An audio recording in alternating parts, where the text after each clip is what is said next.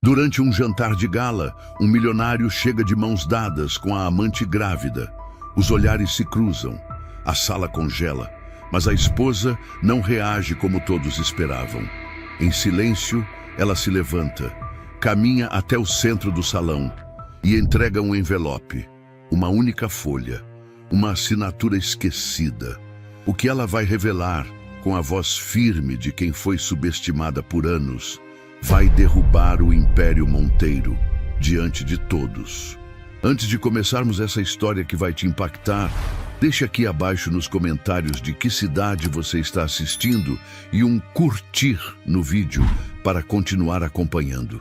O salão congelou no instante em que Eduardo Monteiro entrou pela porta principal, com a mão pousada na cintura de uma mulher grávida. Não havia música suficiente no ambiente, nem taças tilintando, nem risadas fingidas que conseguissem encobrir o choque silencioso que percorreu o corpo dos presentes. Os olhares se voltaram como uma corrente elétrica, primeiro para ele, depois para ela. Renata, cabelo impecavelmente preso em um coque baixo, vestido vinho justo o suficiente para destacar a barriga de aproximadamente 6 meses. Linda, jovem, inadequada, a amante. Ao fundo, um garçom deixou uma taça cair, o estilhaço ecoando como um tiro no silêncio repentino. Clara observava da outra ponta da sala, em pé junto ao palco, onde o nome Monteiro em Filhos reluzia em dourado sob o banner da empresa. Ainda segurava a taça de champanhe que mal havia provado, vestindo um conjunto preto de alfaiataria com ombros marcados e cabelo perfeitamente preso em um rabo de cavalo baixo. Elegante, discreta, no controle. Ela não se moveu. Renata hesitou ao encarar Clara pela primeira vez. Talvez esperasse um escândalo, um grito, uma taça arremessada. Mas Clara apenas ergueu uma sobrancelha, com a serenidade de quem já sabia, e estava esperando. Eduardo sorriu, como se nada estivesse fora do lugar. Um homem seguro demais da própria impunidade. "Boa noite", ele disse, como se estivessem todos ali para ele. O público, formado por sócios, diretores, acionistas, amigos de décadas e parentes, permaneceu atônito. Era o jantar anual da Monteiro em Filhos, tradição da elite paulistana. Um evento de gala. E agora, palco de uma humilhação pública. Clara finalmente se mexeu. Deu 2 passos à frente e entregou a taça a um garçom. Sorriu com gentileza, mas seus olhos estavam frios. Subiu calmamente ao palco. Não havia pressa nos movimentos. E essa era a parte mais perturbadora. Ela pegou o microfone e o salão emudeceu. "Antes que a noite avance, creio que devemos fazer uma pausa para registrar este momento", disse, com a voz firme e clara.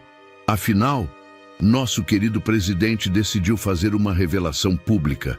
Devemos a ele alguns minutos de atenção, não é?"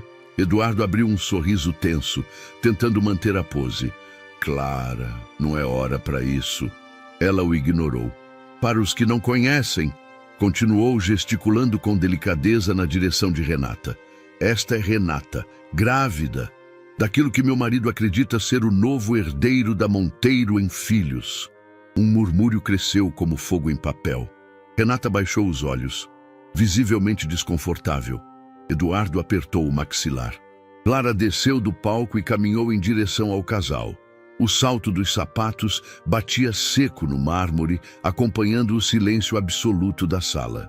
"O curioso", disse ela, agora parada diante deles, "é que, entre os documentos que revisei nas últimas semanas, encontrei inconsistências curiosas, contas conjuntas em nomes que não conheço, transferências internacionais não declaradas, escrituras em nome de terceiros, quase como se alguém estivesse tentando esvaziar o patrimônio conjugal."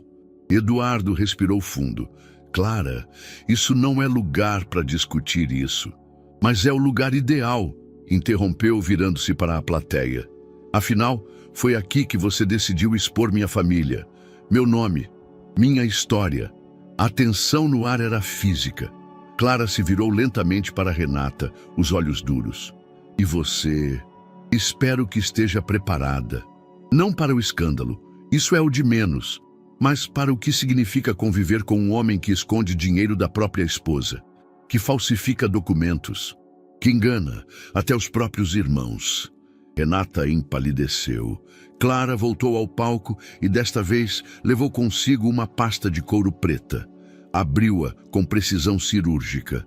Eu não vim aqui para me vingar, disse encarando os presentes. Vim para assumir o que é meu por direito, porque esta empresa, senhores, não será mais comandada por quem trai, quem rouba, quem mente. Ela tirou um documento e o ergueu, com a palma voltada para os convidados. Tenho aqui um termo de transferência de poder assinado pelo próprio Eduardo, em caráter irrevogável, concedendo a mim o controle majoritário da Monteiro em Filhos, assinado em fevereiro, quando ele ainda implorava por perdão. Um silêncio absoluto caiu sobre o salão. E tenho mais, continuou. Um relatório contábil que aponta movimentações financeiras irregulares feitas nos últimos 4 anos. O suficiente para abrir um inquérito criminal se eu desejar. Eduardo deu um passo à frente. Isso é absurdo. Clara, você está louca? Estou lúcida, respondeu sem hesitar. E agora estou no comando. A partir dali, a noite perdeu qualquer protocolo. Sócios cochichavam entre si. Um dos acionistas mais antigos, amigo do pai de Eduardo, cruzou os braços e se virou para o lado oposto. Outro apertava o celular, já mandando mensagens. O salão antes glamouroso se transformava, diante dos olhos de todos, em um campo de batalha velado. Renata tocou o braço de Eduardo, aflita. Ele a ignorou. Clara desceu do palco com a postura ereta e os olhos afiados, como uma estrategista em guerra que antecipa cada movimento. Passou por Eduardo e murmurou, baixo o suficiente para que apenas ele ouvisse. Eu te avisei que eu sabia jogar. Você é só mais um homem que confundiu silêncio com submissão. Sem dar espaço para a resposta, Clara desapareceu discretamente pelos bastidores. O jantar continuou por mera formalidade. Os garçons circulavam mecanicamente, mas ninguém comia. O que havia sido planejado como uma noite de celebração transformou-se num tribunal silencioso, onde todos aguardavam o próximo ato dessa guerra particular. Naquela noite, nos bastidores, Clara recebeu ligações de 3 diretores que declararam apoio imediato à nova gestão. E enquanto Eduardo subia em sua cobertura em São Paulo, sem Renata, que preferiu ir embora sozinha, Clara escrevia a primeira ata da mudança de presidência. Na manhã seguinte, todos os principais portais de notícia destacavam em manchetes discretas, mas afiadas. Herança em risco. Mudança de poder na Monteiro em Filhos causa tensão no alto escalão. Jantar de gala termina em confronto familiar e pode redefinir liderança de um dos maiores grupos empresariais do país. Mas ninguém ainda sabia o que Clara realmente guardava, porque aquilo que ela revelou no jantar era só o começo. 3 dias antes do jantar, Clara acordou com a estranha sensação de que algo estava deslocado. Não o tipo de intuição vaga, mas uma inquietação afiada, incômoda, que se instala no peito como um presságio sem nome. O silêncio na cobertura dos Monteiro parecia mais denso naquela manhã de quarta-feira. O sol passava pelas vidraças enormes da sala de estar, mas não aquecia. Era como se a luz soubesse que não era bem-vinda. Eduardo saíra cedo. Deixara o café intocado, como vinha fazendo há semanas.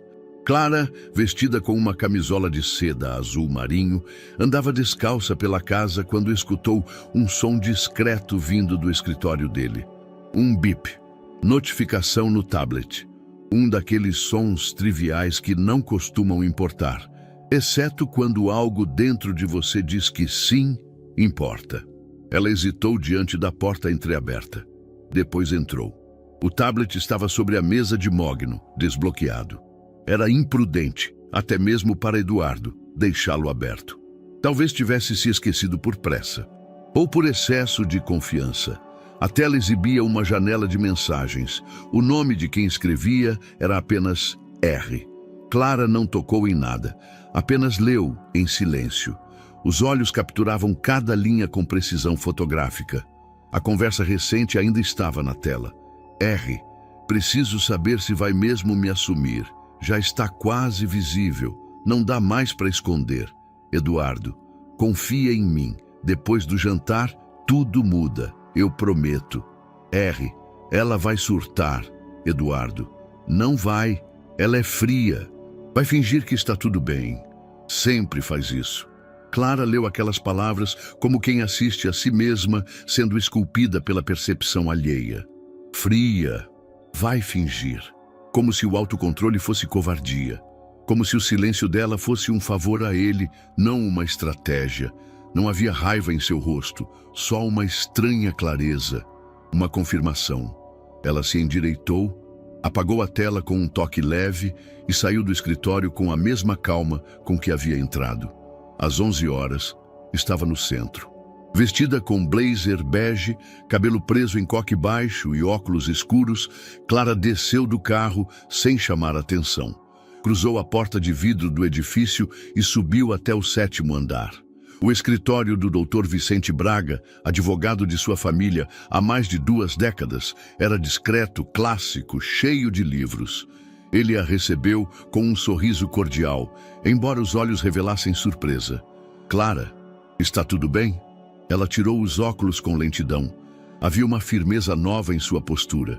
Preciso de sua ajuda. E preciso que não me faça perguntas demais. Vicente assentiu. Sabia que, se Clara estava ali sem agendamento, algo sério estava em curso. O que você quer fazer? Proteger o que é meu, proteger o que construí e garantir que, quando eu me levantar, não haja como ele me derrubar. Vicente endireitou a postura. Aquela não era a Clara de sempre. Ela puxou da bolsa uma pasta e colocou sobre a mesa. Dentro, cópias de documentos que ela havia começado a organizar semanas antes. Contratos antigos, registros de compras, arquivos de transferências bancárias. Quero revisar cada um desses contratos. Quero saber o que posso usar legalmente contra Eduardo, caso ele tente me tirar da empresa ou do patrimônio. E quero transferir todas as minhas ações da Monteiro em Filhos para uma holding só minha. Já, sem ele saber. Vicente franziu a testa. Isso vai chamar atenção. Você tem certeza de que é o momento? Clara o encarou nos olhos. Vai acontecer algo no jantar de sábado. Algo que ele está planejando. Não posso impedir, mas posso controlar como isso termina. Por quase 2 horas, eles trabalharam juntos. Clara respondia com precisão, sem hesitar. Sabia exatamente o que queria e como queria. Vicente ficou impressionado e desconfiado. Algo maior se desenhava por trás da superfície. Quando Clara saiu do escritório, uma chuva fina começava a cair. No trajeto de volta, ela revisou mentalmente as últimas semanas. Os telefonemas interrompidos de Eduardo, as reuniões prolongadas demais, a forma como ele evitava contato visual quando falava com ela. Não era novidade. Mas era a primeira vez que ela via os fios se conectando. Na manhã seguinte, Clara desceu até o cofre do escritório da casa. Retirou dali 3 documentos que Eduardo julgava esquecidos. O termo de transferência de poder assinado por ele durante uma crise conjugal no começo do ano, um contrato que lhe dava poderes administrativos ampliados e uma carta informal, quase uma confissão, escrita por ele meses atrás, pedindo mais uma chance e reconhecendo erros financeiros. Ela não mostraria tudo de uma vez. Sabia que tempo e impacto eram suas armas mais valiosas. À tarde, Clara ligou para o contador da família, Roberto. Preciso que revise 3 movimentações específicas que Eduardo fez no ano passado. Quero saber para onde foram os valores, quem são os titulares finais e se há algum vínculo com nomes não familiares. Você quer que isso seja discreto? Quero que isso seja invisível, Roberto. À noite, jantou com o filho adolescente, Lucas, que notou o olhar distante da mãe. Você está bem? Estou, meu amor. só pensando demais. É o papai? Ela parou, sorriu e fez um carinho no cabelo dele. Às vezes, quando as pessoas acham que conhecem alguém, podem se enganar. E quando isso acontece, é melhor respirar fundo e não reagir com raiva. Isso é difícil. É. Mas a gente pode transformar raiva em estratégia. É assim que se sobrevive em um mundo de predadores. Lucas não entendeu direito, mas sentiu um calafrio. Na sexta-feira, a pasta estava pronta, organizada, enumerada, com cópias autenticadas. Guardada num cofre pessoal no escritório de Vicente e outra versão em seu próprio cofre. Ela também havia preparado seu look para o jantar com precisão cirúrgica. Preto, alfaiataria, postura dominante. Cada elemento visual escolhido para sinalizar, mesmo sem palavras, eu não caí. Enquanto Eduardo jantava fora, supostamente em uma reunião com investidores, Clara concluía os últimos detalhes com Vicente por telefone. Está tudo pronto, ele confirmou. E se tudo der errado? Nada vai dar errado. Eu só preciso que eles vejam. E quando virem, nada mais será como antes. Naquela madrugada, Clara dormiu poucas horas, mas dormiu em paz. Ela sabia. A guerra começaria no sábado, e ela não gritaria. Ela venceria em silêncio. Renata não sabia o que era mais difícil, conviver com o silêncio de Eduardo nas últimas semanas ou com o barulho na própria cabeça. Estava sentada na beira da cama, em um quarto de hotel sofisticado, mas frio. Luxuoso o suficiente para parecer uma concessão. Inóspito o bastante para jamais parecer lar. 6 meses de gravidez. O vestido ainda guardado na sacola de tecido, pendurado como uma decisão que ela ainda não havia tomado. Uma taça de água com gás na mesa de cabeceira. Celular com 3 mensagens não respondidas da mãe. E o pensamento fixo em uma única dúvida. Será que ele vai mesmo me assumir? Eduardo dissera que sim, que estava pronto, que o jantar de gala seria o marco de uma nova fase, que Clara já era passado, que a elite precisava ver, com os próprios olhos, que havia uma nova mulher ao lado do grande nome da Monteiro & Filhos. Mas ela sabia que o mundo dele não era como o dela. Renata crescera em São Bernardo do Campo, classe média, filha de professora de ensino fundamental e pai mecânico. Estudou com bolsa em escola particular. Entrou em administração porque parecia uma escolha sólida. Começou a trabalhar cedo. Foi assistente administrativa numa empresa pequena, depois recepcionista numa clínica de estética. Conheceu Eduardo por acaso, em um evento corporativo do qual participava como hostess. Ele a viu primeiro. Ela ainda se lembrava da forma como ele olhou. Não como os outros homens que olhavam o corpo. Eduardo olhara como se a reconhecesse, como se ela fosse alguém que ele já conhecia, alguém a quem ele devia atenção. Renata caiu. Não de forma tola, mas vulnerável. Eduardo era diferente. Sério. Refinado.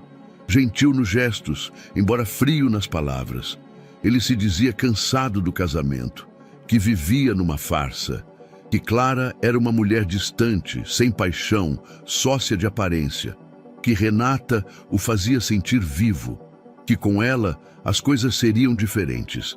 Ela acreditou, e quando descobriu a gravidez, a certeza virou urgência.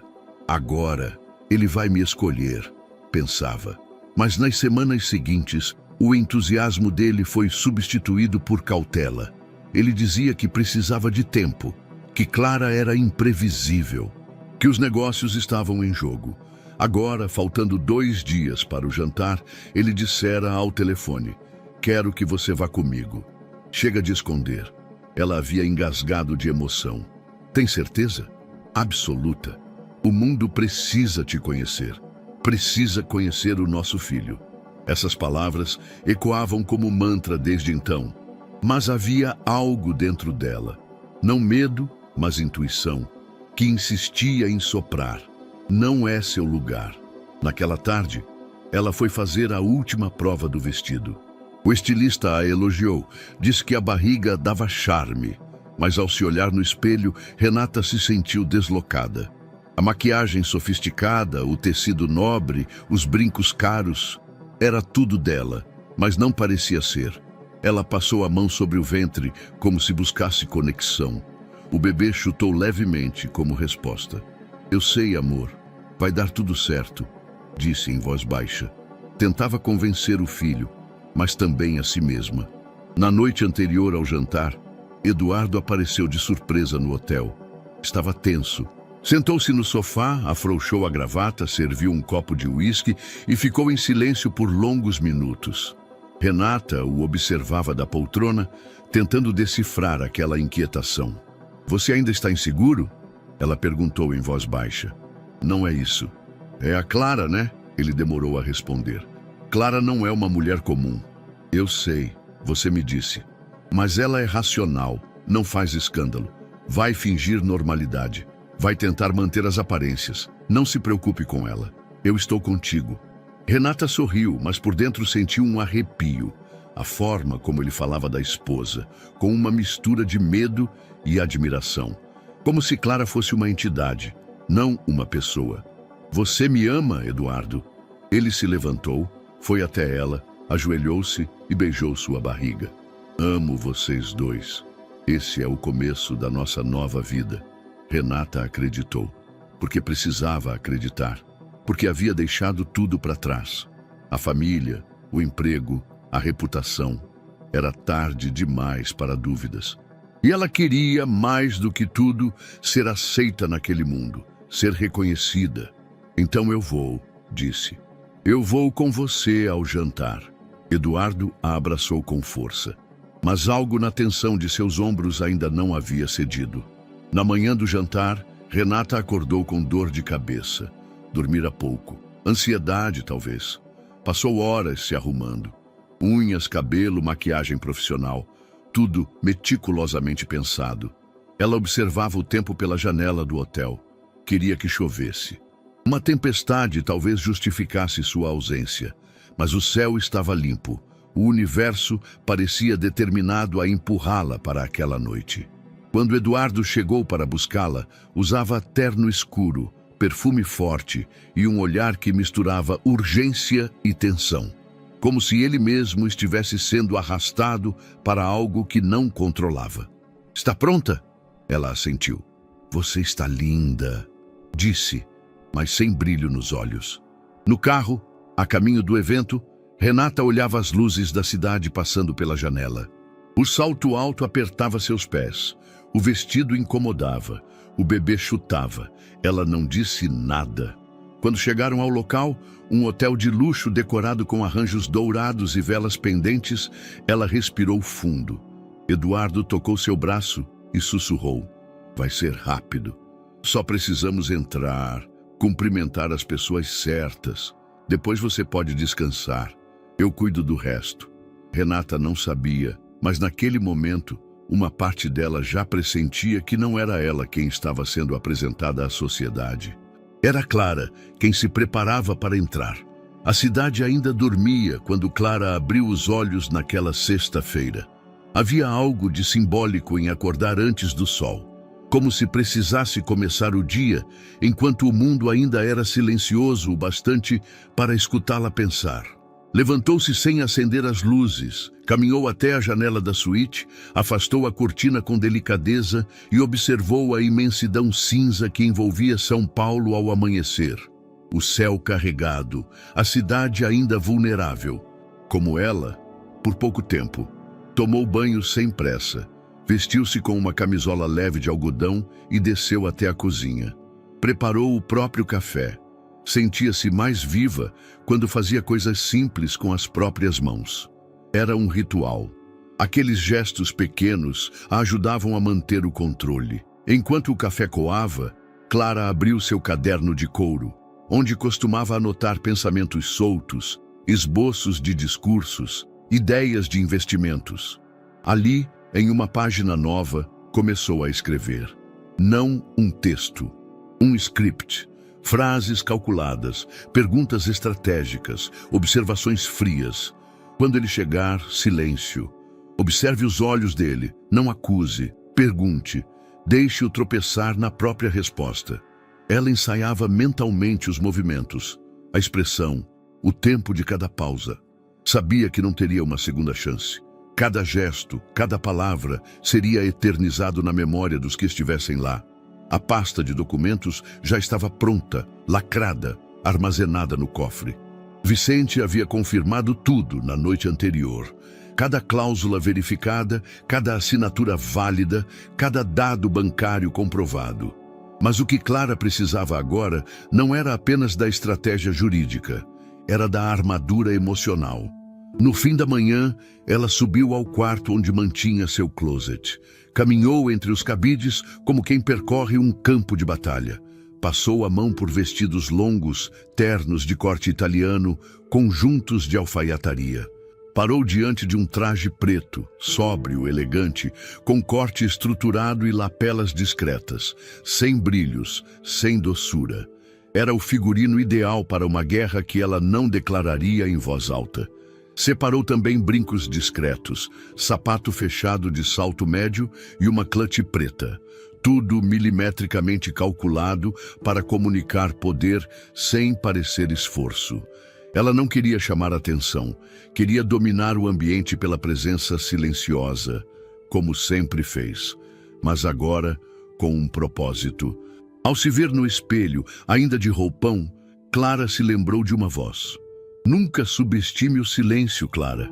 Ele é uma arma e também um escudo. Era a voz de Dona Helena, sua sogra, falecida há quase 5 anos.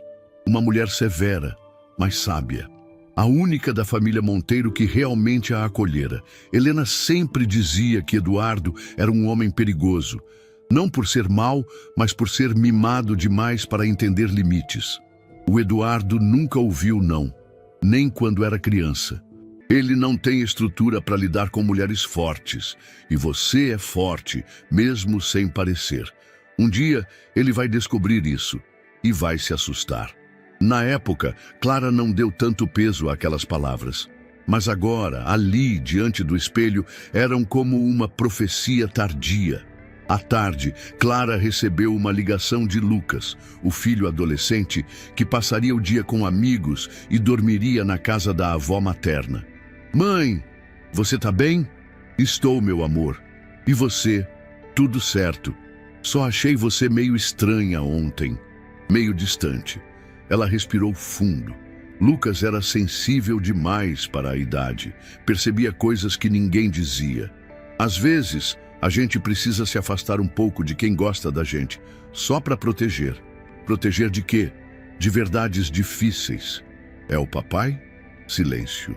Clara desviou o olhar para a janela, onde nuvens pesadas se formavam. Não importa quem é. O que importa é que você está seguro. E eu também estarei. Tá, mas se você precisar, me liga, tá? Sempre. No início da noite, Clara organizou um envelope especial com documentos impressos. Não usaria tudo no jantar, mas teria em mãos o suficiente para paralisar Eduardo se necessário. No envelope havia uma cópia autenticada do termo de transferência de controle da Monteiro em Filhos, assinado em fevereiro por Eduardo. Um relatório simplificado com 3 provas de movimentações financeiras suspeitas. Uma carta escrita por ele, pedindo uma reconciliação após uma crise conjugal e confessando que havia feito besteiras com o dinheiro da empresa. Tudo legalmente amarrado, tudo estrategicamente montado. Em uma folha em branco, Clara escreveu de próprio punho: nem toda traição é com o corpo, algumas são com a verdade. Dobrou a folha, guardou junto dos documentos. A casa estava silenciosa. O relógio marcava 10h17. Clara desligou o celular, acendeu uma vela e sentou-se em frente à lareira. Não chorava, não tremia, meditava. E naquela última noite antes da guerra, ela entendeu: o verdadeiro poder não está em vencer, mas em mostrar com dignidade que você jamais esteve realmente fora do jogo.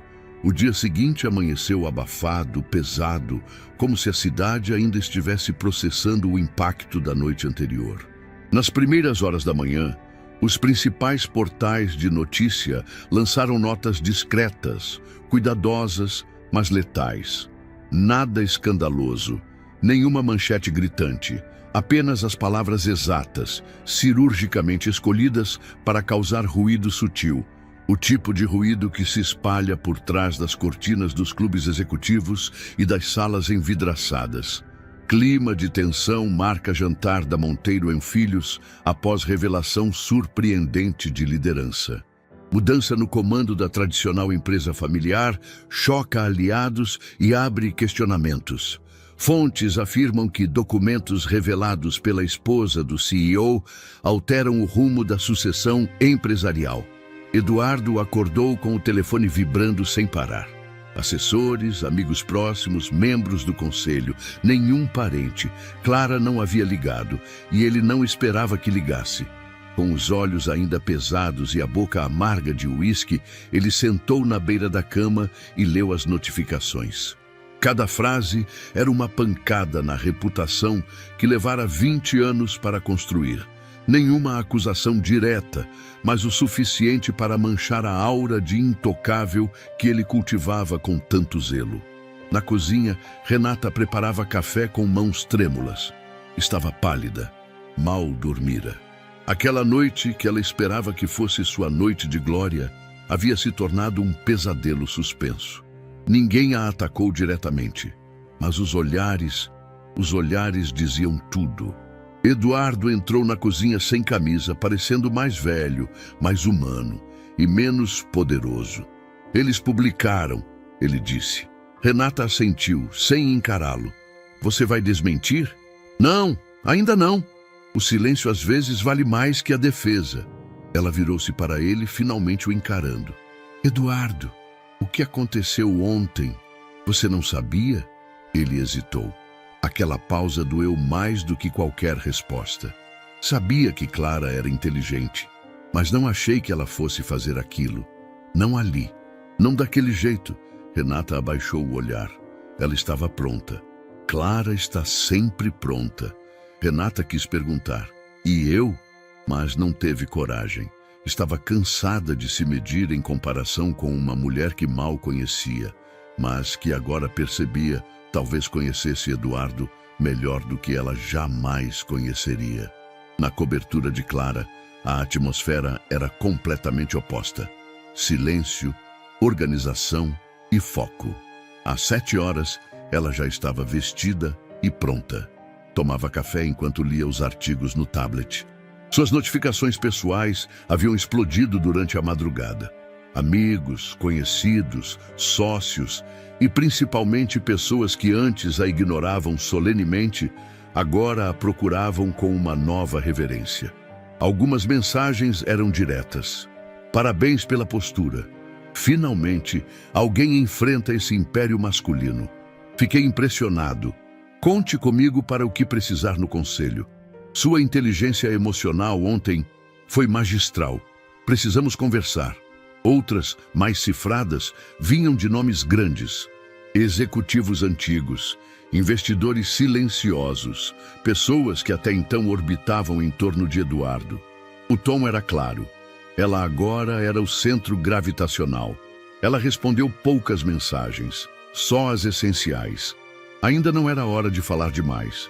No fim da manhã, recebeu um e-mail com o título Ata de Mudança de Poder, rascunho para validação. Abriu com um leve sorriso. A engrenagem estava em movimento. Na tarde daquele sábado, Eduardo tentou se reunir com 2 conselheiros veteranos. Ambos alegaram compromissos. Um deles, porém, mandou uma mensagem enigmática. Meu caro, este é um novo ciclo, e quem não entende ciclos se torna passado. Ele arremessou o celular contra o sofá. Pela primeira vez em anos, Eduardo Monteiro sentiu medo real. Renata, por sua vez, passou a tarde reclusa, deitada, com a televisão ligada, mas sem assistir. Passava o dedo pelo celular, relendo mensagens antigas de Eduardo. Comparava palavras, revisitava promessas. Analisava tudo com um olhar que não tinha antes. Era como acordar de um transe. Perceber que os gestos carinhosos talvez tenham sido estratégia. que o futuro que lhe foi pintado era só um reflexo do que ele queria extrair dela, não o que estava disposto a dar. No fim da tarde, ela digitou uma mensagem para ele. Você me usou? Apagou. Escreveu de novo. O que eu significo para você de verdade? Também apagou. Guardou o celular.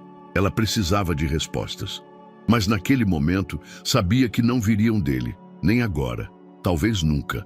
À noite, Clara preparou-se para uma ligação com Vicente. Era hora de definir os próximos passos.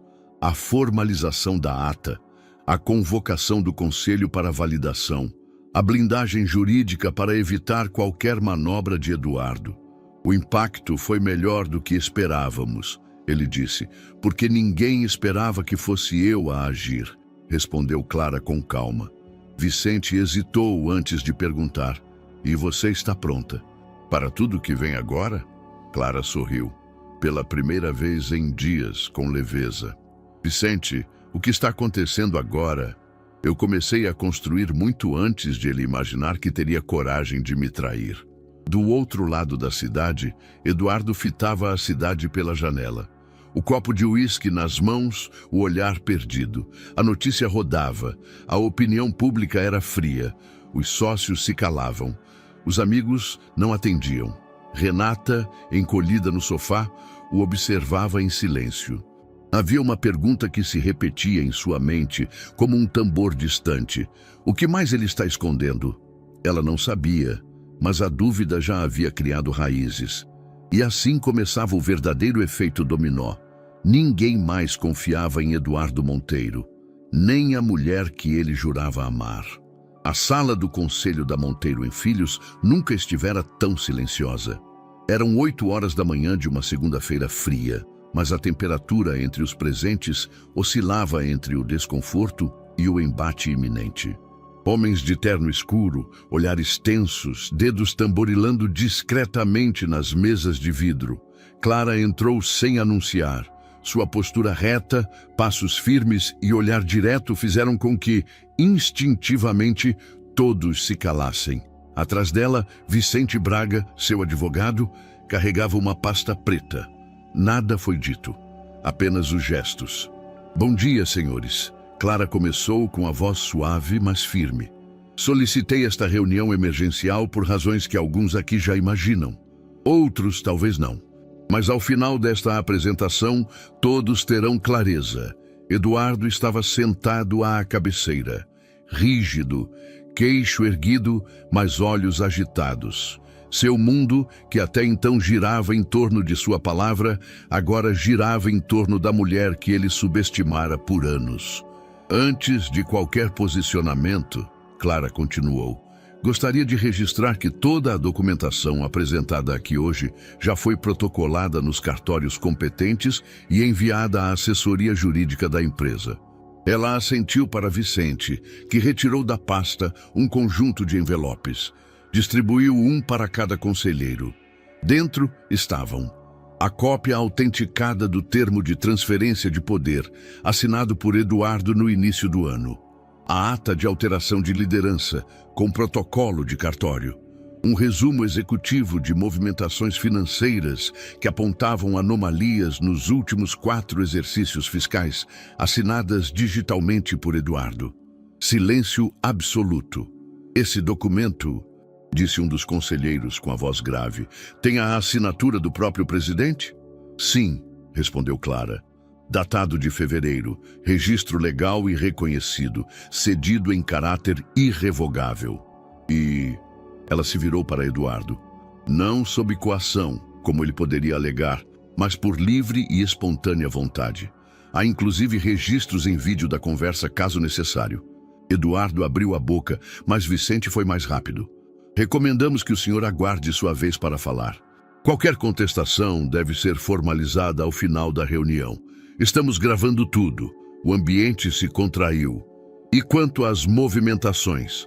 Perguntou o outro conselheiro, que raramente se manifestava. Clara se aproximou do telão da sala e conectou um pendrive. Essas são apenas 3 entre as diversas transações feitas entre contas de titularidade indireta, ligadas a nomes vinculados a Eduardo Monteiro, mas fora da estrutura societária da Monteiro & Filhos.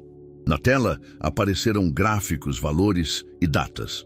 O impacto visual foi fulminante. Uma das transferências foi feita 2 dias antes de uma reunião de fusão estratégica. Outra, no mesmo dia em que a empresa anunciou prejuízo operacional. Coincidência? Ninguém respondeu. Eduardo mexeu-se na cadeira incomodado. Isso é uma leitura parcial dos dados. Disse finalmente: eu sou o presidente desta empresa há mais de 20 anos. Tenho poder de decisão sobre transferências e autorizações financeiras. O que está sendo sugerido aqui é... O que está sendo provado aqui, interrompeu Clara, com elegância mortal, é que sua gestão deixou de servir a empresa para servir a si mesmo. E agora a empresa precisa ser resgatada da sombra de suas escolhas. Vicente se manifestou. De acordo com o Estatuto da Monteiro & Filhos, a posse majoritária concede ao titular poder para convocar reunião de conselho, revisar mandatos e alterar cargos diretivos. A documentação que os senhores têm em mãos é válida e legal. O conselheiro mais antigo, um homem de cabelo branco impecável, pigarreou antes de falar. Senhora Clara, usou o termo com um respeito que não passava despercebido. A senhora tem a intenção de assumir oficialmente a presidência executiva? Sim, disse ela sem hesitação, com uma nova proposta de gestão, transparente, ética e baseada em mérito, não sobrenome. Um burburinho percorreu a mesa. Alguns conselheiros se entreolharam. 2 acenaram discretamente com a cabeça. Outros permaneciam neutros, ainda avaliando para onde o vento sopraria. Então votemos, disse o conselheiro veterano. De acordo com o artigo 17 do Estatuto, em situações de urgência, a maioria simples dos votos presentes pode aprovar a mudança de comando diretivo. Clara permaneceu de pé enquanto os nomes eram chamados um a um. Conselheiro Gustavo, a favor da transição. Conselheiro Augusto, a favor. Conselheiro Marco Aurélio, pausa. Abstenho-me. Preciso avaliar melhor os documentos. Conselheira Mariana, a favor. Conselheiro Vicente Braga, representando acionista com plenos poderes, a favor. E assim seguiu.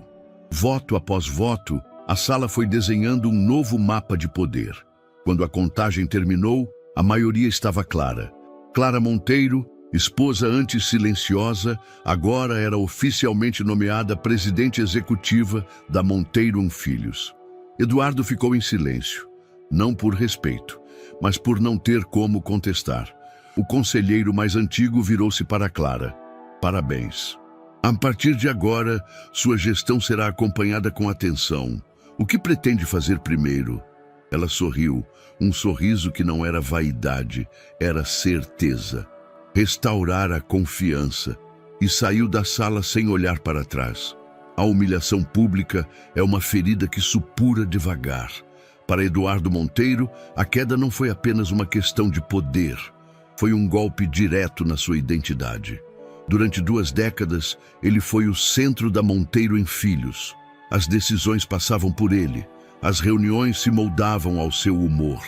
Agora, nem a chave do escritório principal lhe pertencia mais.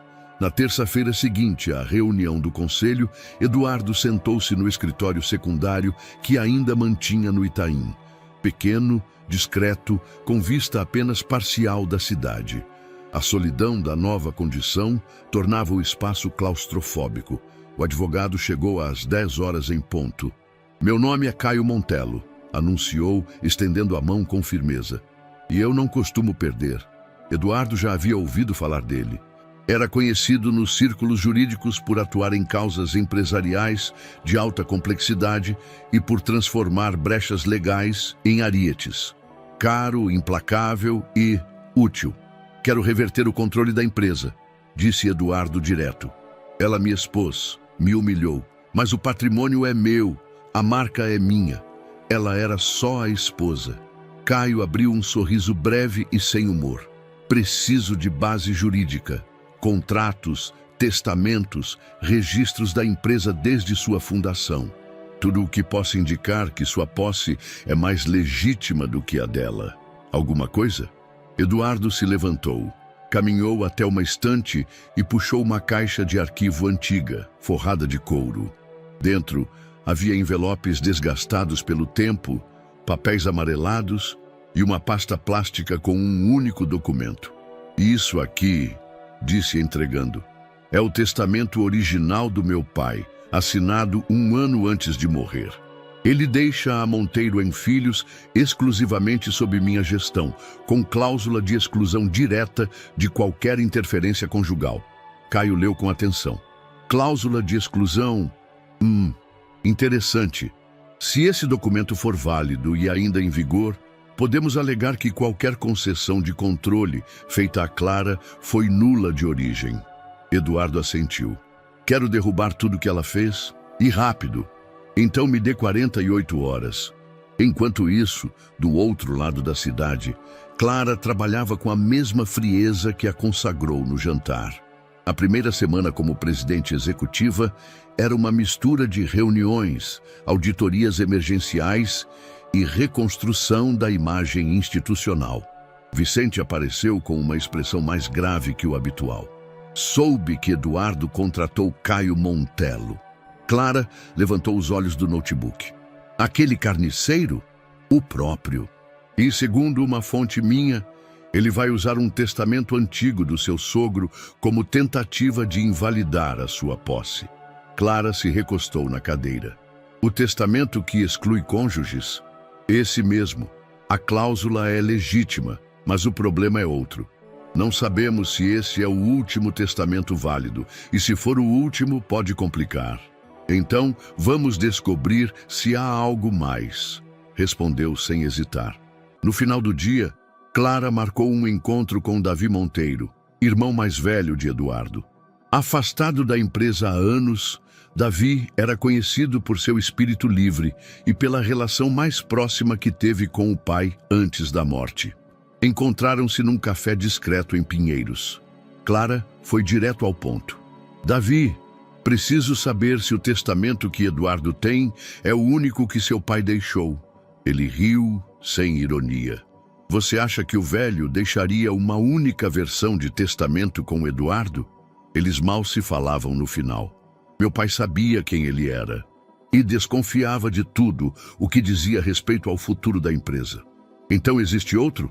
Existe. O mais recente, assinado cerca de 6 meses antes da morte dele. Mas nunca foi levado a público e sumiu do escritório logo após o funeral. Minha suspeita é que Eduardo o escondeu, mas não tenho provas. Só me lembro de ter lido com ele e assinado como testemunha. Você lembra o conteúdo? Sim. Revogava cláusulas antigas. Dava parte da administração para mim e para você. Especificamente você, como curadora jurídica da parte da mãe, que ainda tinha ações em nome dela. Eduardo ficou furioso na época. Meu pai prometeu revisar mais tarde, mas nunca chegou a formalizar publicamente. Clara respirou fundo. E você toparia testemunhar isso? Se for preciso, sim. Na manhã seguinte, Clara convocou Vicente para uma estratégia emergencial. Precisavam encontrar uma cópia daquele testamento, ou ao menos evidências de sua existência. Ele provavelmente não destruiu, disse Vicente. Eduardo é do tipo que guarda provas mesmo das mentiras que conta. É uma mistura de controle e vaidade. Então está em algum lugar, e a gente vai achar.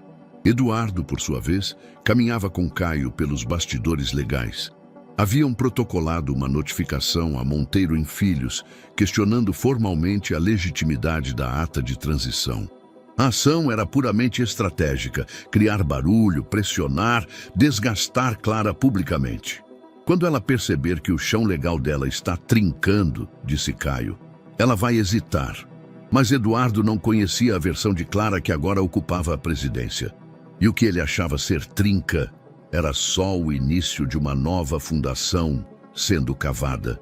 Clara sabia que o poder real não estava apenas nos documentos.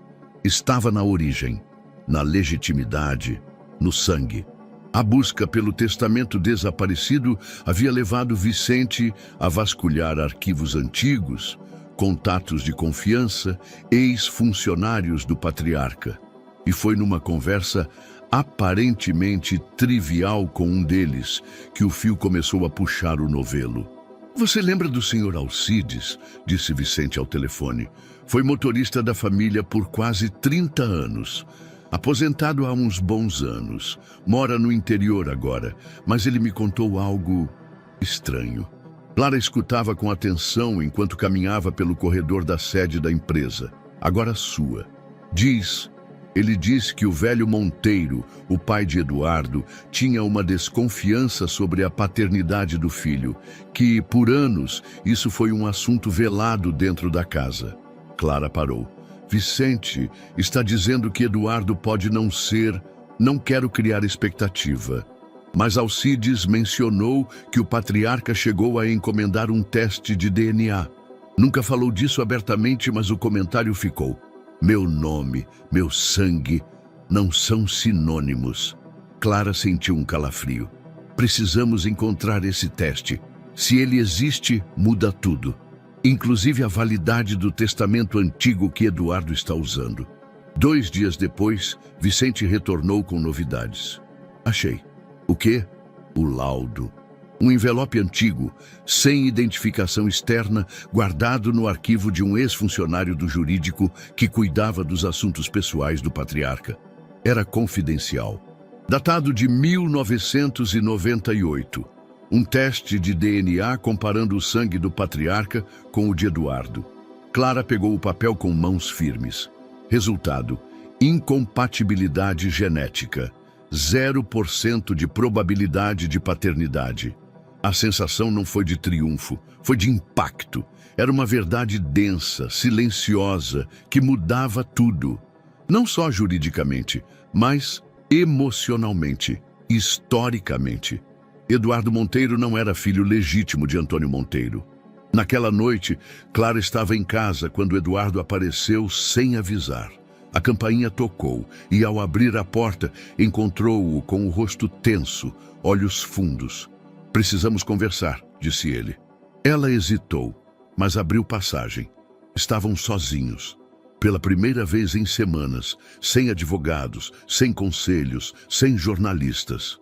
"Quer café?", ela perguntou com ironia. "Não vim aqui para ser provocado." "Então, por que veio?" "Você mexeu com tudo. Com a empresa, com minha imagem, com meus aliados, eu mexi com a verdade. Se isso te desestabiliza, é porque ela não era sua aliada." Eduardo sentou-se no sofá, silencioso. "Clara, o que você vai fazer agora?" Ela o observou. Ele parecia menor, vulnerável, mas não mais confiável. "Isso depende. Depende se você está pronto para encarar a origem de tudo." Ele a encarou, desconfiado. "Do que está falando?" Ela caminhou até a estante, pegou uma pasta e lançou sobre a mesa. "De quem você é de verdade? Ou melhor, de quem você não é?"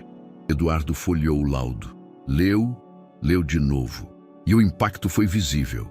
A cor deixou seu rosto. Os ombros afundaram. Pela primeira vez, Clara viu ali um homem quebrado. "Isso é mentira.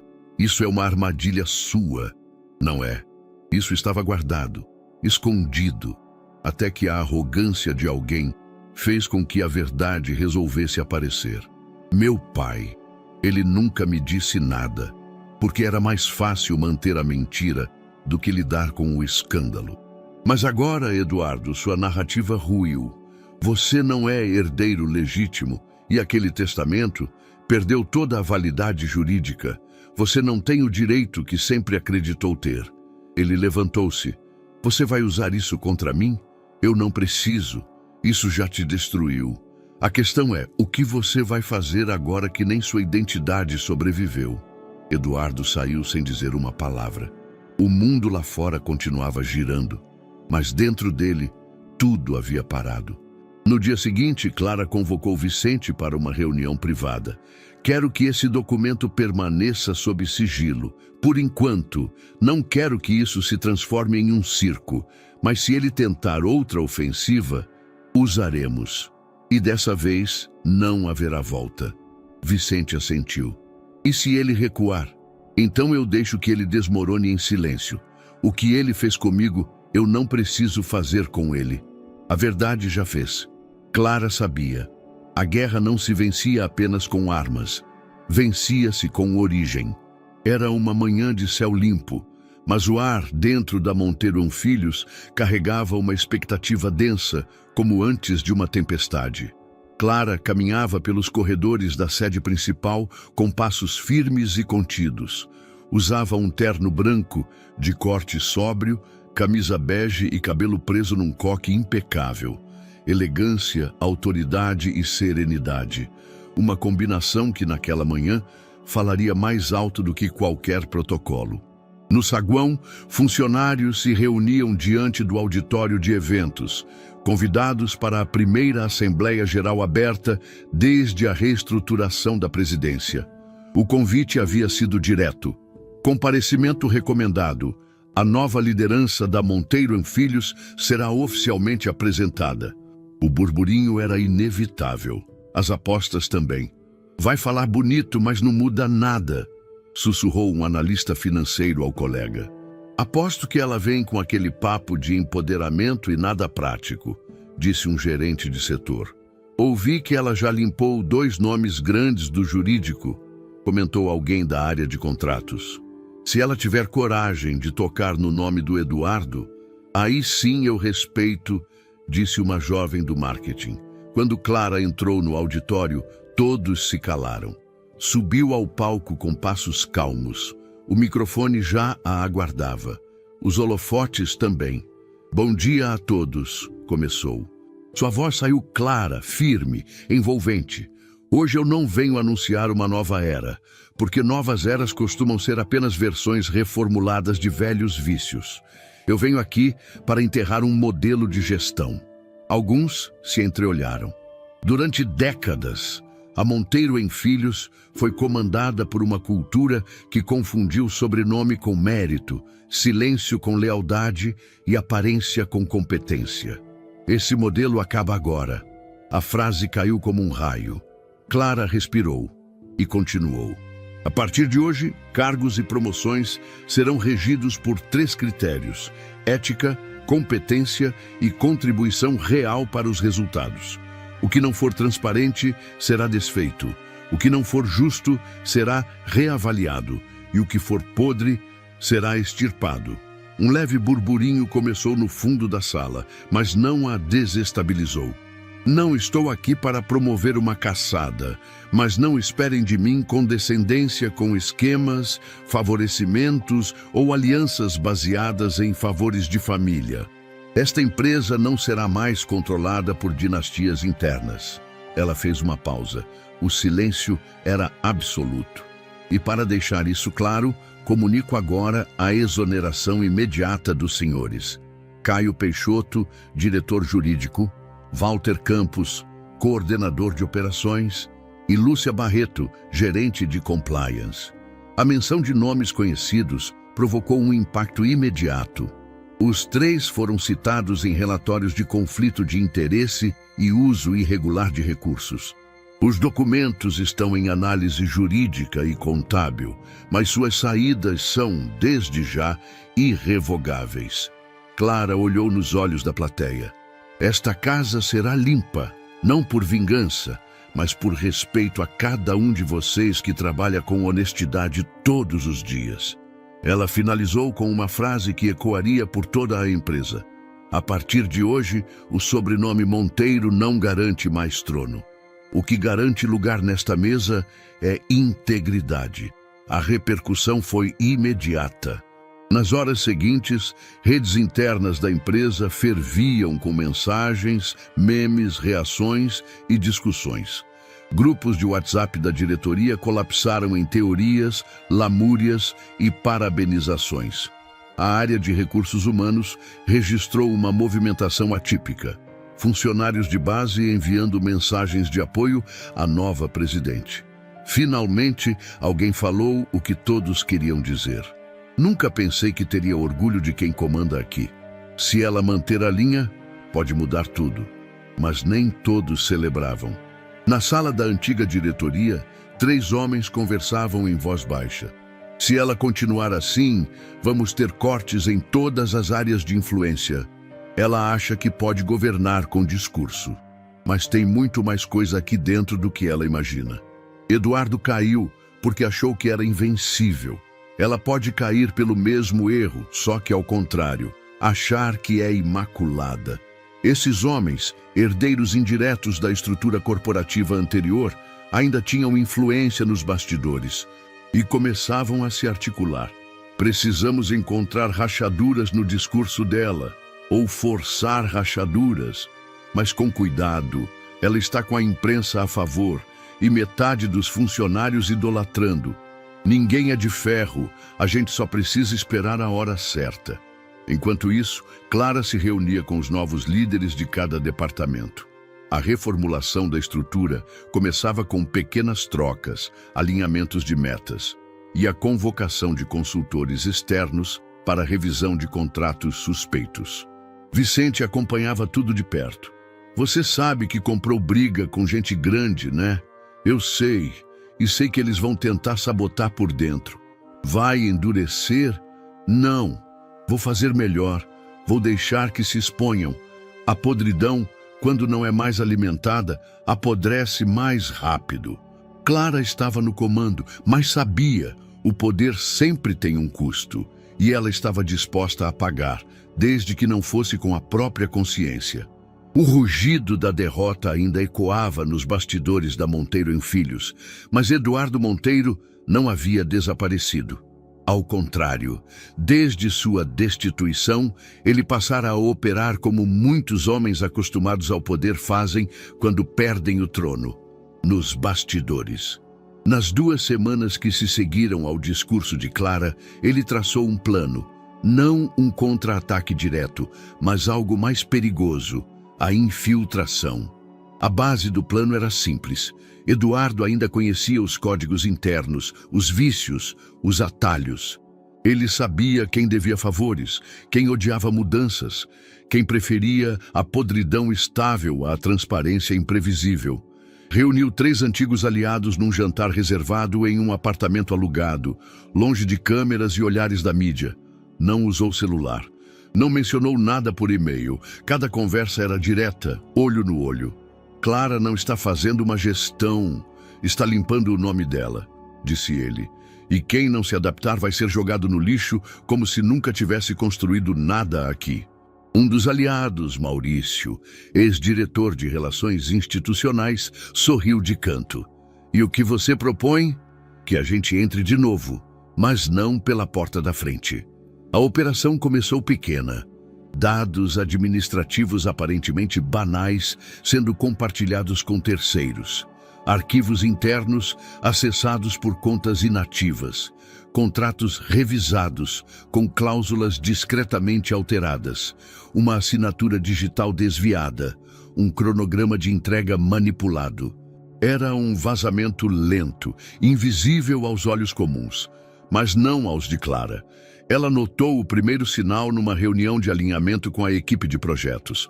Um número estava errado, pequeno, mas errado. E esse erro levava a uma projeção financeira diferente da oficial. Clara não disse nada, mandou reprocessar os dados. O erro persistiu e vinha sempre da mesma fonte. O setor de TI terceirizado, o mesmo que havia sido mantido por influência do antigo jurídico. Ela entendeu. Vicente, disse ela numa ligação sigilosa, quero um especialista em auditoria digital, discreto, e preciso de alguém da minha confiança infiltrado no jurídico. Vamos caçar de dentro. Você acha que ele... Não, eu tenho certeza. Enquanto Clara montava sua rede silenciosa, Eduardo avançava. Um ex-funcionário da comunicação interna passou a enviar relatórios anônimos para influenciadores corporativos, sugerindo que a nova presidência era uma jogada midiática, sem base técnica. Um dos contratos de fornecimento de tecnologia começou a dar problema. Atrasos, bugs inexplicáveis. A empresa fornecedora era ligada a um dos aliados de Eduardo. Até ali, tudo era negável. Mas o padrão era claro: instabilidade artificial. Clara recebia alertas quase diários de pequenos ruídos que sozinhos pareciam acidentes. Juntos, eram uma sinfonia. Ela decidiu não cortar cabeças, ainda. Preferia que eles se sentissem seguros. Mandou reforçar as câmeras de segurança de setores-chave. Implantou um novo sistema de rastreamento de metadados com apoio do especialista contratado por Vicente. E, silenciosamente, plantou 3 profissionais de sua confiança em setores sensíveis. O jogo estava em curso. Numa tarde de quinta-feira, Clara convocou uma reunião informal com os gerentes de projetos, sem aviso prévio. Queria observar reações. Ao citar um relatório específico, notou um desconforto claro em um dos presentes. Marina, da área de contratos. Ela gaguejou, desviou o olhar, depois tentou justificar uma alteração num cronograma que nunca havia sido aprovado. Clara agradeceu, mudou de assunto e seguiu a reunião. Naquela mesma noite, pediu a Vicente: quero o histórico de acesso da Marina nos últimos 60 dias. Tudo. 2 dias depois, o resultado chegou. Marina acessara documentos confidenciais fora do expediente e encaminhara anexos para um e-mail externo, de nome codificado, cruzamento rápido. O IP de destino levava a um servidor privado, vinculado indiretamente à empresa de tecnologia ligada a Eduardo. Clara convocou Marina para uma conversa privada. Ela entrou nervosa, tentava manter a compostura. Clara foi direta. Você está jogando contra a empresa, mas talvez não saiba tudo. Marina tremeu. Eu só segui orientações. Achei que era normal. Sabotagem não é normal. E se continuar, a justiça vai bater à sua porta antes que Eduardo te proteja. Marina desabou. Chorou. Confessou tudo. Entregou nomes, conexões, mensagens. Era a confirmação. Eduardo estava dentro da empresa. Clara não agiu de imediato. Montou um dossiê com provas de cada movimento. E iniciou a contra-infiltração. Fez parecer que estava distraída. Reuniões mais leves, discursos motivacionais, a comunicação interna começou a divulgar casos de sucesso das novas lideranças. Tudo intencional. Enquanto eles cavavam túneis, ela desenhava o mapa. Eduardo, por sua vez, começava a sentir a tensão dos seus infiltrados. As informações vinham com mais ruído. Alguns começavam a recuar. Marina estava sumida.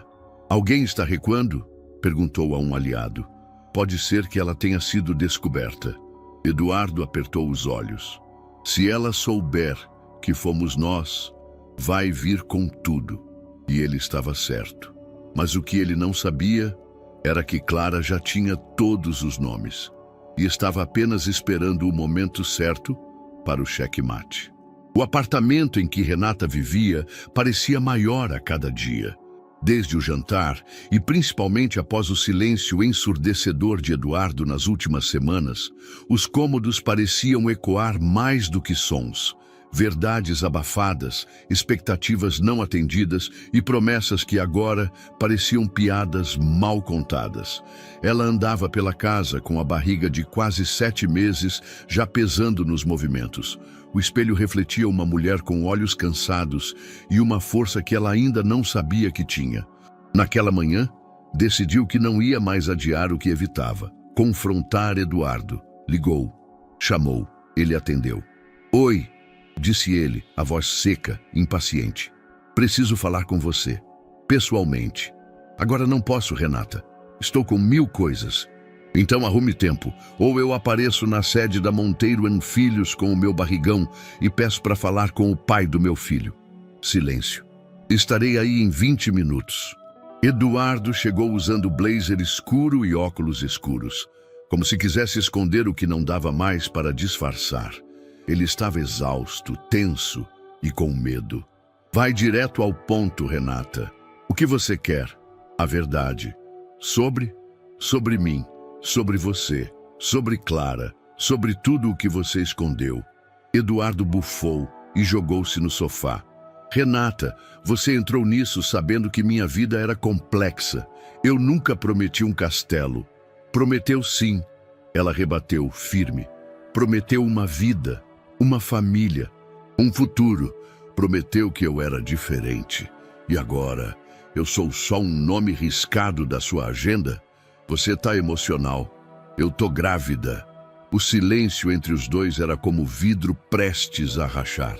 Renata caminhou até a estante e puxou o envelope que havia escondido ali. Dentro, cópias de prints de conversas de Eduardo com outros aliados. Mensagens que ela mesma havia descoberto ao ter acesso a um dos celulares antigos que ele deixou sem senha. Ela jogou o envelope sobre a mesa. Isso aqui são mensagens suas com aliados, falando que eu era útil para pressionar Clara, que me levar ao jantar era movimento simbólico, que eu não era a ameaça real. Eduardo gelou. Onde você conseguiu isso? Não importa. Você mentiu para mim. Me usou como uma peça. Renata, eu confiei em você. Eu me afastei da minha família. Eu apostei tudo. E agora estou criando um filho que não tem nenhum nome definido porque o pai está ocupado demais tramando contra a própria esposa. Eduardo abaixou a cabeça. Não respondeu. Pela primeira vez, não tinha o que dizer. No dia seguinte, Renata começou a arrumar malas. Não era uma decisão impulsiva, era dolorosa, mas necessária. Vai embora, moça? Perguntou a recepcionista do prédio, ao vê-la saindo com caixas. Por um tempo. Preciso respirar. Ela ainda não tinha um destino certo, mas conversara com a mãe. Tinha espaço em um sítio da família, interior de Minas. Paz, distância, silêncio. O bebê precisa de um começo melhor, disse a si mesma. Naquela tarde, enquanto organizava os últimos itens, ouviu a campainha. Pensou que fosse o porteiro, ou a mãe, ou talvez Eduardo tentando consertar o que não podia. Mas ao abrir a porta, congelou. Era Clara. Vestia roupa discreta, blazer claro e um olhar indecifrável. Não havia hostilidade, nem compaixão, apenas presença. Posso entrar? Renata hesitou. Depois assentiu. Você me odiou, disse Clara, sentando-se devagar. Achei que devia, respondeu Renata. Mas agora eu não sei mais nada. Clara observou o apartamento, o sofá com roupas de bebê dobradas, a mala semiaberta. Ele te machucou? Me manipulou. Clara assentiu como quem já conhecia aquele mapa emocional. Eu não vim te atacar, nem te julgar. Só queria que você soubesse que eu também fui usada por ele. Por anos, de outras formas. Mas o padrão é o mesmo. Renata não respondeu. Apenas olhou para o chão, engolindo o choro. Eu descobri coisas que vão destruir a imagem dele, continuou Clara. Mas isso não tem a ver com você ou com seu filho. Não quero envolver vocês nisso. Ele disse que te amava? Clara sorriu. Um sorriso triste. Eduardo ama apenas o poder. Nós duas fomos variações disso. As duas ficaram em silêncio por alguns segundos longos. Eu tô indo embora, disse Renata. Não quero mais isso. Não quero que meu filho cresça ouvindo mentiras. Isso te torna mais forte do que muita gente que permaneceu. Clara se levantou. Se algum dia precisar, estendeu um cartão. Não hesite em me procurar. Acredite ou não, eu nunca vi você como inimiga. Apenas como uma mulher perdida, como eu já fui. Renata pegou o cartão. Não disse nada, mas pela primeira vez, acreditou. Naquela noite, Eduardo ligou. Renata, me desculpa. Por tudo. Vamos conversar? Ela olhou para o celular, depois para a mala pronta. Desligou. E pela primeira vez em muito tempo, sentiu paz. Clara digitava com precisão metódica. O cursor do mouse se movia por gráficos, planilhas, arquivos confidenciais. Na tela, o PowerPoint exibia o título Revisão de Conduta, Análise de Integridade Institucional, de 2019 a 2025. Mas aquilo não era apenas uma apresentação, era um dossiê.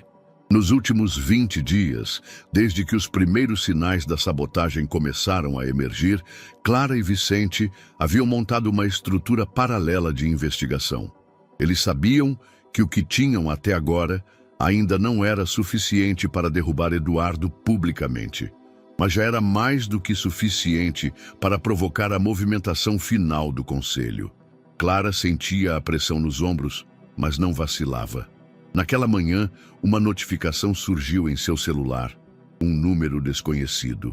A mensagem curta: "Tem mais coisa do que você imagina. Podemos conversar?" Assinado, Renata. Clara levou alguns minutos antes de responder. Marcou um encontro para o início da noite, num café discreto, longe da sede da empresa. Renata estava com expressão séria, mais magra, mais pálida, mas também mais firme. Não trazia culpa, trazia decisão. Eduardo guardava documentos e backups num sistema à parte.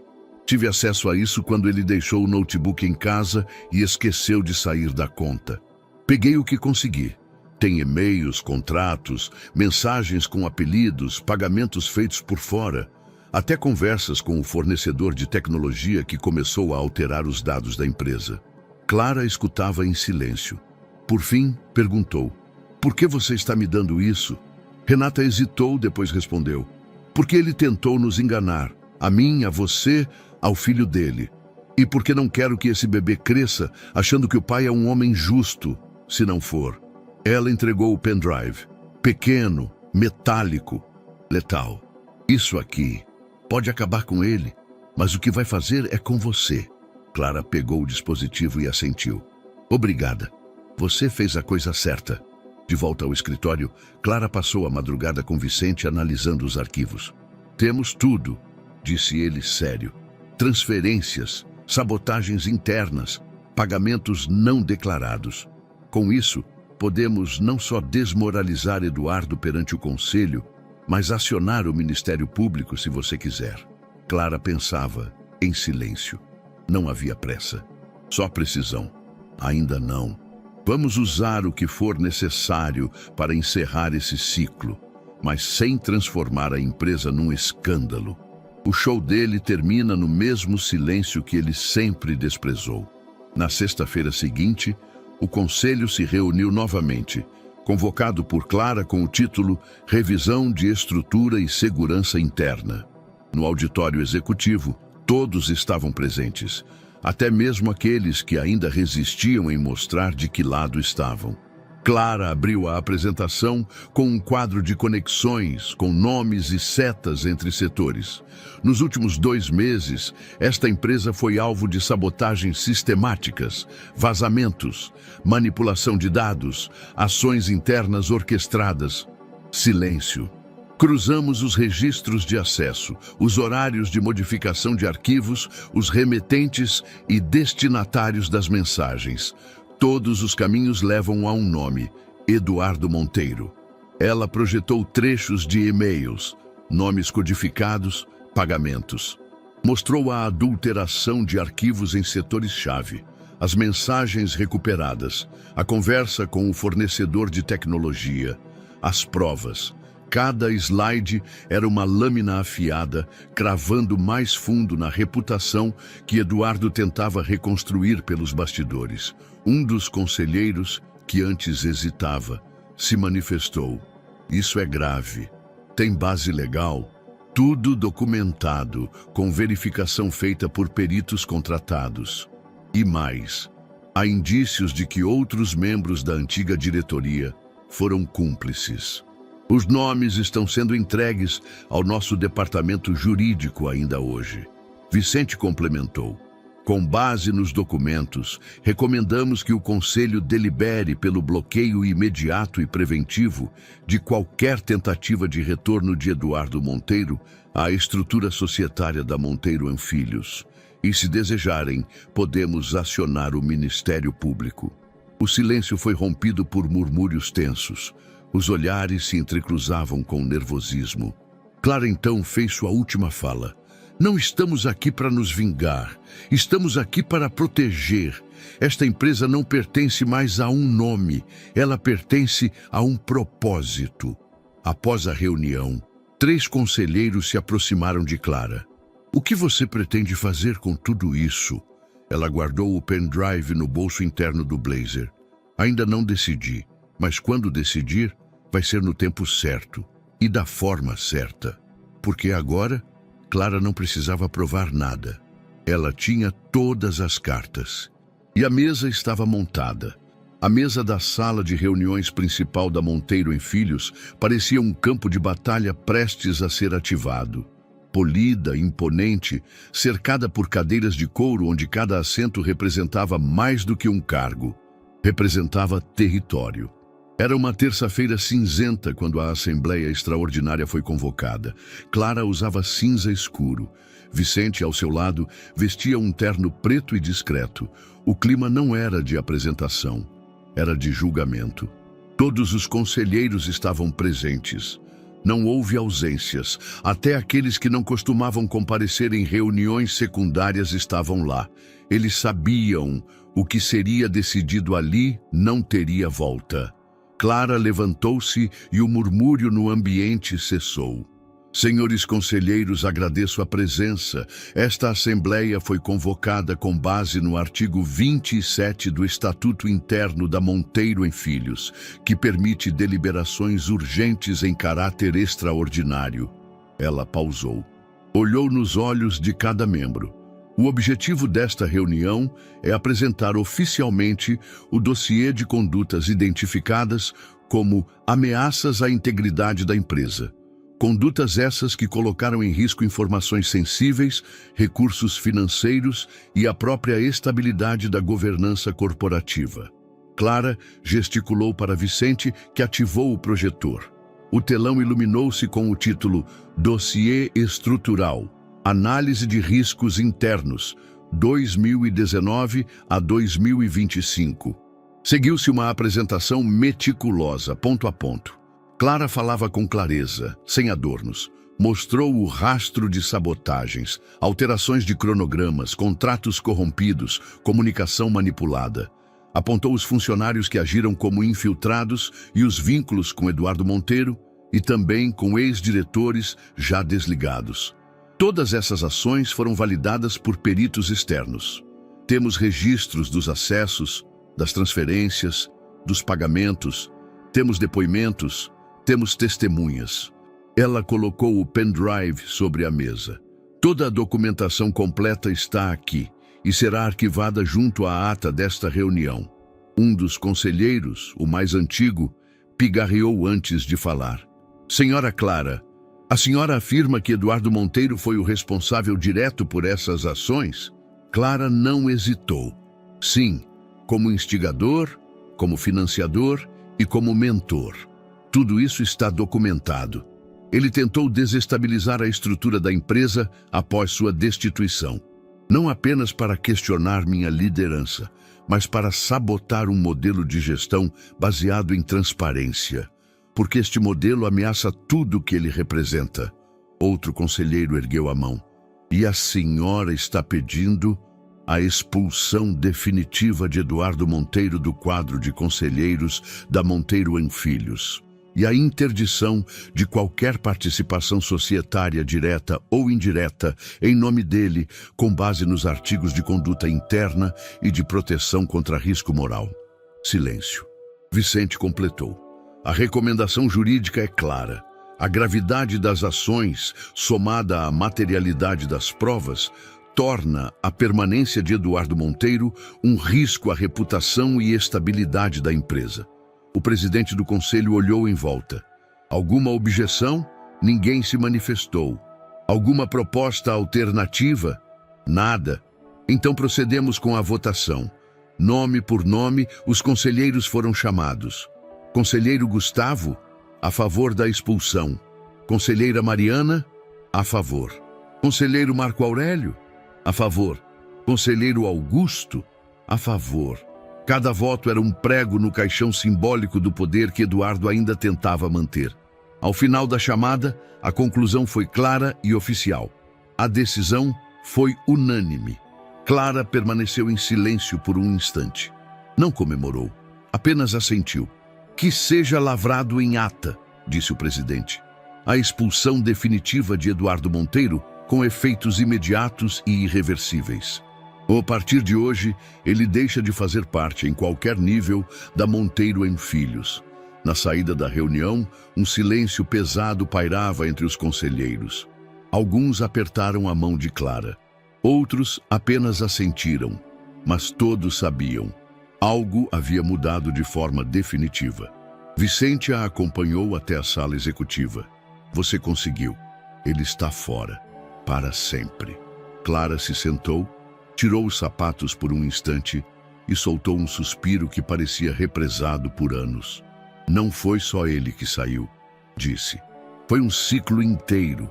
Em outro ponto da cidade, Eduardo recebia uma notificação do cartório com o termo de exclusão registrado em ata. Ele não gritou, não quebrou nada, apenas olhou para o espelho por longos minutos, até que finalmente admitiu, para si mesmo, que perdeu. O apartamento alugado por Eduardo ficava no 27º andar de um prédio novo, espelhado em uma das zonas mais valorizadas da cidade. Tinha 3 quartos, vista para o Parque Ibirapuera e móveis importados escolhidos por uma empresa de decoração executiva. Mas nos últimos dias, tudo ali parecia um cenário montado, um palco artificial onde ele era o único ator. E não havia mais plateia. As cortinas sempre fechadas, a TV ligada, mas sem som. Garrafas pela metade sobre o balcão da cozinha. Uma camisa social jogada no sofá há 3 dias. O celular vibrava raramente, e quando vibrava, era com notificações frias, extratos bancários, newsletters corporativas, lembretes de compromissos cancelados. Ele não recebia mais convites, não era mais chamado para eventos. Não era mais necessário. A exclusão definitiva da Monteiro Filhos havia sido formalizada havia menos de uma semana. A ata chegou por e-mail e no dia seguinte por carta registrada. Nenhuma palavra além do essencial. Deliberação do Conselho, desligamento irrevogável e definitivo de Eduardo Monteiro, sem direito a retorno societário ou consultivo. Ele leu o texto 5 vezes. No início com raiva, depois com incredulidade e, por fim, com uma estranha aceitação, como se finalmente o mundo houvesse carimbado o que ele já sabia, mas não admitia. Acabou. Durante dias, Eduardo tentou manter uma rotina, levantar, se vestir, sair para caminhar. Mas os lugares por onde passava, cafés, academias, hotéis, onde antes era cumprimentado com reverência, agora ofereciam apenas olhares curiosos, discretos, julgadores. Alguns o reconheciam, mas evitavam se aproximar. Outros fingiam não vê-lo. Pior ainda, alguns simplesmente não sabiam mais quem ele era. Na manhã de uma terça-feira qualquer, Eduardo abriu uma das gavetas do armário e encontrou um velho álbum de fotos. Não era seu costume guardar memórias, mas aquele fora um presente de Clara, anos antes, num aniversário que ele quase não comemorou. Folheou com lentidão. Ali estava ele, jovem, de terno claro, ao lado do pai, o patriarca Monteiro. Clara, sorridente, ao fundo, com Lucas ainda bebê no colo. Na imagem, Eduardo forçava um sorriso, como se, mesmo no auge da juventude e da ascensão, já estivesse cansado de fingir algo que não sentia. Virou a página. Fotos de viagens, almoços em família, eventos beneficentes. Em todas, Clara estava presente. Sempre elegante, sempre discreta, sempre um passo atrás. Ele fechou o álbum e apoiou a testa na madeira da mesa. Ela sempre esteve lá. Ele sempre achou que ela estaria para sempre. À tarde, sentou-se diante do notebook. Tentou escrever algo. Um artigo para uma revista, um texto de reflexão, uma carta para o conselho. Nada saía. Abriu um novo documento e digitou 3 palavras. Eu falhei sozinho. Apagou. Digitou de novo. Eu nunca soube amar. Apagou também. Levantou-se, andou em círculos pelo apartamento, pegou um copo de uísque e deixou intocado sobre a mesa. Sentia-se como alguém que perdeu não só o cargo, mas a identidade. O celular tocou. Por um instante, o coração acelerou. Era um número conhecido. Lucas. Atendeu de imediato. Alô? Silêncio. Do outro lado, a voz de uma mulher. A secretária da escola onde Lucas estudava, avisando que os boletos haviam sido atualizados no sistema da nova responsável legal. Ah, sim. Obrigado, murmurou. A ligação caiu. Eduardo permaneceu com o aparelho no ouvido por mais alguns segundos, como se, por mágica, o filho ainda pudesse surgir. Mas Lucas não ligava. Lucas não respondia às mensagens. Lucas agora não falava mais com ele. Naquela noite, tentou novamente. Abriu a lista de contatos, selecionou o nome do filho, chamou. Primeiro toque, segundo toque, terceiro. E então, a ligação caiu direto na caixa postal. A tela piscava. Chamada encerrada. Tentou uma última vez. Nada. A rejeição final não era de Clara. Não era do conselho, não era da imprensa, era de quem mais importava e mais doía. Com o apartamento às escuras, Eduardo se sentou diante da janela e observou a cidade. As luzes acesas, os carros passando, a vida continuando. Ele lembrou do jantar, da entrada triunfal ao lado de Renata, da expressão fria de Clara, da queda lenta e irrefreável. Lembrou-se também de Renata, no sofá, segurando a barriga, os olhos arregalados pela primeira percepção de que estava sozinha, de que ele não a escolheria de verdade. Clara o havia derrotado, mas Renata, Lucas, eles o haviam abandonado porque enxergaram tarde demais quem ele era. Eduardo levantou-se, caminhou até o espelho grande na sala e se olhou por longos minutos. O que viu? Um homem envelhecido antes da hora, um ex-marido, um ex-amante, um ex-empresário, um ex-modelo de poder. Mas, acima de tudo, um homem sem mais ninguém para culpar. Escreveu uma carta, breve, sem intenção de envio. Se um dia alguém perguntar quem foi Eduardo Monteiro, digam que foi alguém que teve tudo, e que perdeu porque nunca entendeu que o que importa não pode ser comprado, controlado ou silenciado. Dobrou a folha, guardou na gaveta.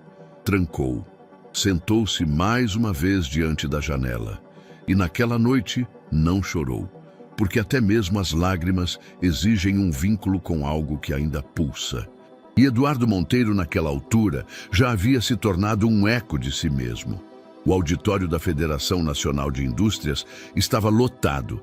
Câmeras posicionadas em pontos estratégicos, jornalistas credenciados, empresários renomados, estudantes de administração e jovens executivos. Um público diverso, atento, expectante. No telão, o nome Monteiro em Filhos brilhava, agora acompanhado por um novo slogan: Competência herda o futuro. Era a primeira vez que Clara Monteiro falava em público desde que assumira a presidência da empresa.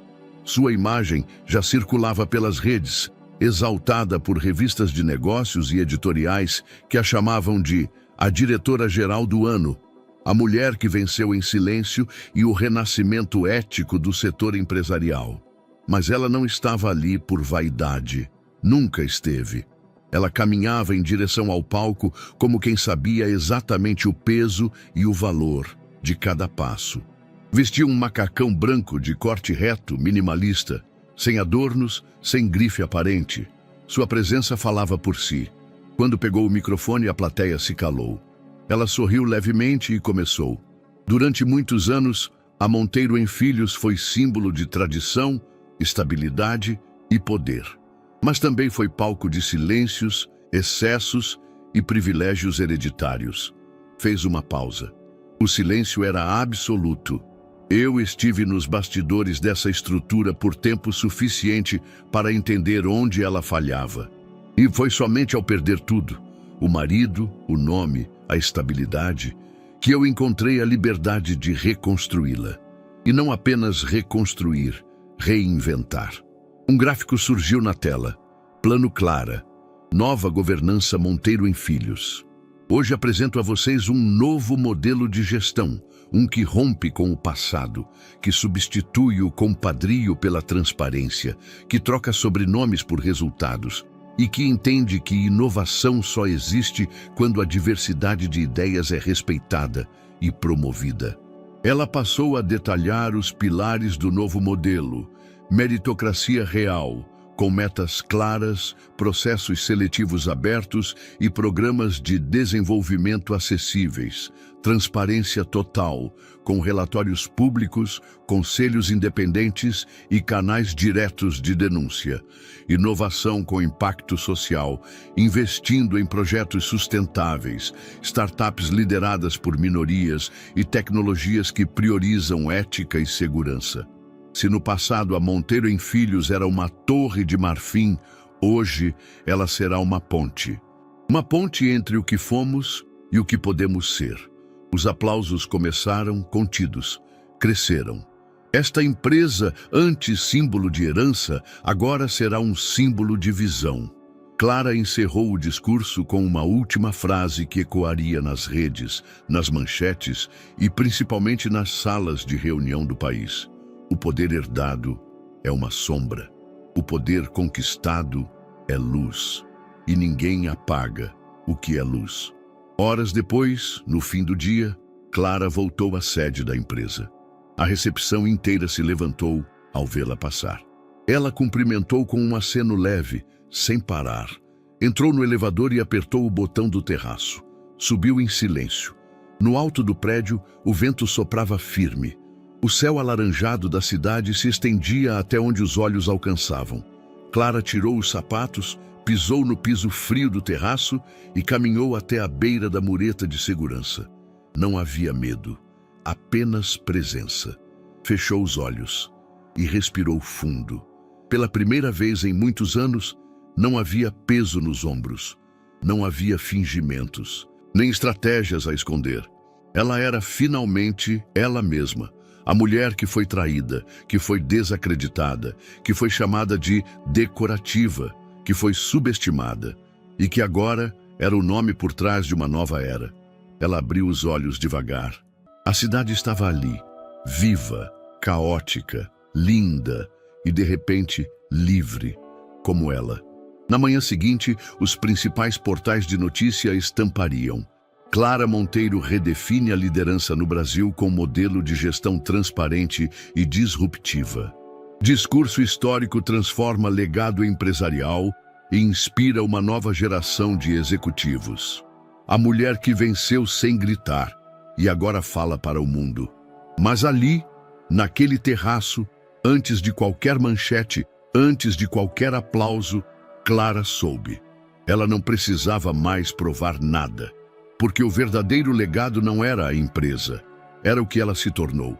E aí, o que achou dessa história emocionante? Compartilhe sua opinião nos comentários. Adoraríamos saber o que você pensa. Não se esqueça de deixar seu curtir no vídeo para nos apoiar e de se inscrever no canal. Nos vemos na próxima.